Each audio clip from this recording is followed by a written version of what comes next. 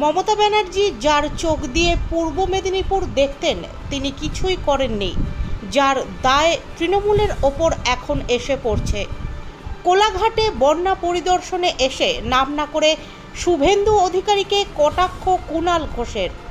শনিবার কোলাঘাটের দেরিয়াচকে বন্যা কবলিত এলাকা পরিদর্শনে এলেন কুণাল ঘোষ এবং দেবাংশু ভট্টাচার্য। বিগত দুদিন ধরে কোলাঘাটের বিস্তীর্ণ এলাকা জলের তলায়।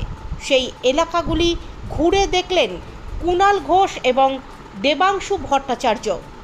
মুখ্যমন্ত্রীর সুরে সুর মিলিয়ে কুণাল ঘোষ এবং দেবাংশু ভট্টাচার্য বলেন, এই বন্যা ম্যানমেড, ডিভিসি ড্রেজিং করেনি, তার ওপর প্রচুর পরিমাণে জল ছাড়ায় সাধারণ মানুষকে ভুগতে হচ্ছে। বন্যা পরিদর্শন শেষে কুণাল ঘোষ বলেন,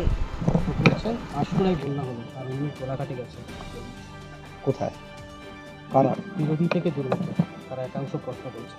কারা গেছে? আপনাদেরকে আশা করেছিল পাঁশকুড়াতে যাতে আপনারা যান, যেহেতু পাঁশকুড়ায় মাননীয় মুখ্যমন্ত্রী আগের দিন পাঁশকুড়া দিয়েই এসছেন, পাঁশকুড়াতে গেছেন। আর এই গ্রামগুলো আচ্ছা এ তো খুব মুশকিল, সেটা হচ্ছে পাঁশকুড়ায় বন্যা দুর্গত যদি থাকেন তাদেরও যেমন কষ্ট হচ্ছে, তাহলে কোলাঘাটের এই গ্রামে, এই সাউপাড়া গ্রাম বা এই পার্শ্ববর্তী গ্রামগুলো তাদেরও তো একই কষ্ট। তাহলে এটা কোনো কথা হলো যে ওখানে কেন যাইনি এখানেও কেন এসছি? মাননীয় মুখ্যমন্ত্রী আগের দিন বিস্তীর্ণ অঞ্চল তিনি পরিদর্শন করেছেন, পাঁশকুড়াতেও গেছেন। তারপরে তিনি নির্দেশ দেন যে আরও যে বন্যা কবলিত এলাকা রয়েছে সেখানে যেতে। তো এখানেও তো আমার সঙ্গে আপনারা ঢুকলেন না কেন? তো হাঁটু জল তো কম, ওটা তো প্রায় কোমর জলের জায়গায় চলে যাচ্ছে। তো এখানেও তো তাদের মানুষ সমস্যায় রয়েছেন, এদের কথা শোনা, এদের যন্ত্রণাটা দেখা, এদের কি কি সমস্যার সমাধানে দরকার জানা, সেটাও তো আমাদের কর্তব্যের মধ্যেই পড়ে। এবং পাঁশকুড়া শুধু নয়, অন্য সর্বত্র যেখানে বন্যা কবলিত এলাকা সেখানে রাজ্য সরকারের, মমতা বন্দ্যোপাধ্যায়ের নেতৃত্বে রাজ্য সরকারের যারা মন্ত্রী, আমলা, অফিসাররা, কর্মীরা সবাই কাজ করছেন, আমাদের দলের জনপ্রতিনিধিরাও।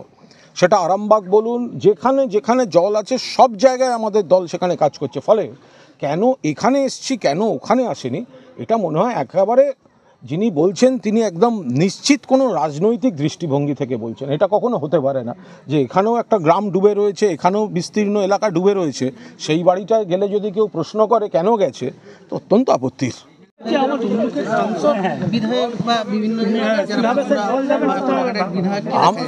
আমরা তো বলছি এটা বারবার যে এই যে এলাকাগুলো, এই যে এখানকার যে এলাকার যে সমস্যা বছরের পর বছরের, একটা হচ্ছে খাল সংস্কারের একটা বিষয় রয়েছে দীর্ঘদিন ধরে পেন্ডিং, ওটা এরা বারবার ডেপুটেশন দিয়েছেন এবং সেই জায়গাটায় দাঁড়িয়ে দীর্ঘকাল যেমন বামফ্রন্ট সরকার করেনি, পরবর্তীকালে তৃণমূল সরকার আসার পর মমতা বন্দ্যোপাধ্যায় যার চোখ দিয়ে পূর্ব মেদিনীপুরকে দেখেছেন, আপনারা সবাই জানেন মেদিনীপুরে কার চোখ দিয়ে দেখেছেন, এবার তারা যদি কাজ না করে এখন সেই ভোগান্তিটাও চলছে এবং সেই দায়িত্বটা এসে আমাদের ঘাড়ে পড়ছে এবং নিশ্চিতভাবে সেই কাজগুলো করা হবে। এবং আরও কিছু এই আশু সমস্যার সমাধানের জন্য স্থানীয় গ্রামবাসীদের কিছু বক্তব্য আছে, সেটা আমি সভাপতি বা যারা রয়েছেন তাদের সঙ্গে কথা বলবো। তারা যদি সমাধান করতে না পারেন আমি জেলা শাসকের সঙ্গে কথা বলবো।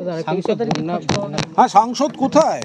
তো এখানে তো এরকম একটা বন্যা পরিস্থিতি, তো সেখানে তমলুকের যিনি সাংসদ আমি আশা করব তিনি আসবেন, তিনি দেখবেন, তিনিও এই প্রশ্ন করবেন যে এতদিন ধরে মুখ্যমন্ত্রী যার চোখ দিয়ে বা যাদের চোখ দিয়ে মেদিনীপুরকে দেখলেন তারা কেন এই সমস্যার সমাধানগুলো করে যাননি। তিনি এসে একবার গ্রামে জলের মধ্যে দাঁড়ান, মানুষের সঙ্গে কথা বলুন। ভোটে শুধু জিতলে হবে মানুষকে সাময়িকভাবে বিভ্রান্ত করে দিয়ে? আমরা সবাই অনড়, ন্যায় বিচার তো আমরা প্রথম দিন থেকে চাই।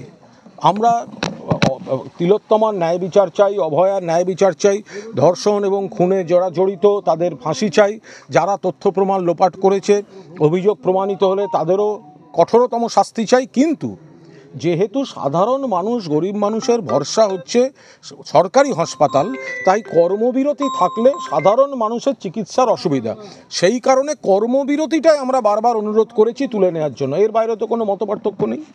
বাঁকুড়ার এক দুই কলেজ ছাত্রী তারা প্রতিবাদ করছিল আরজিকর কাণ্ডে, এবং তাই এটা এ বিষয়ে শ্যামল সাঁতরা যথাযথ উত্তর দিয়ে দিয়েছেন। তার কাছে কিছু নির্দিষ্ট অভিযোগ জমা পড়েছে, তার সঙ্গে আরজি করের কোনো সম্পর্ক নেই। তিনি হয়তো সেই অভিযোগের ভিত্তিতে কোনো ব্যবস্থা নিয়েছেন, এখন সেই জন্য নজর ঘোরাতে, এখন তো আরজি কর বললেই শিরোনাম হয়ে যাবে, 7 খুন মাপ হয়ে যাবে, সেই কারণে আরজি কর বলা হচ্ছে। কিন্তু শ্যামল সাঁতরা এর বিস্তারিত কারণ জানি, যে আপনারা যেসব অরাজনৈতিক মিছিল দেখালেন কালকে, অরাজনৈতিক মিছিল, ডিওয়াইফাই নেতার মুখ দিয়ে ব্যানার, স্লোগানে হচ্ছে কুৎসিতভাবে মুখ্যমন্ত্রীকে আক্রমণ, আপনাদের ভাষায় এখন সেগুলো অরাজনৈতিক মিছিল। আপনারা এখানে অরাজনীতি খুঁজে বেড়ান। আমরা মমতাদির নেতৃত্বে বন্যা কবলিত এলাকায় মানুষের পাশে থাকব, আর আপনারা সিপিএমের পতাকা লাগানো অরাজনৈতিক মিছিল খুঁজে বেড়ান। ডিবিসি আজকেও 50,000 কিউসেক জল ছেড়েছে। আমরা তো ডিবিসির এই ব্যাপারটাকে আমরা আপত্তি করছি। এই যে জল ধারণ ক্ষমতা, সেটা তো সংস্কারের মাধ্যমে বাড়া উচিত, সেটা তো কেন্দ্রীয় সরকার করছে না। ডিভিসি আরও অনেকটা জল ধরে রাখতে পারে, তারপর ধাপে ধাপে ছাড়তে পারে। এককালীন এমনিতেই বর্ষা হয়েছিল, তার উপর যদি এককালীন এত জল ছাড়ে, তো সেইখানে এই বন্যা পরিস্থিতি তৈরি হচ্ছে। এইটাই নিয়েই তো প্রতিবাদ করছেন মাননীয় মুখ্যমন্ত্রী।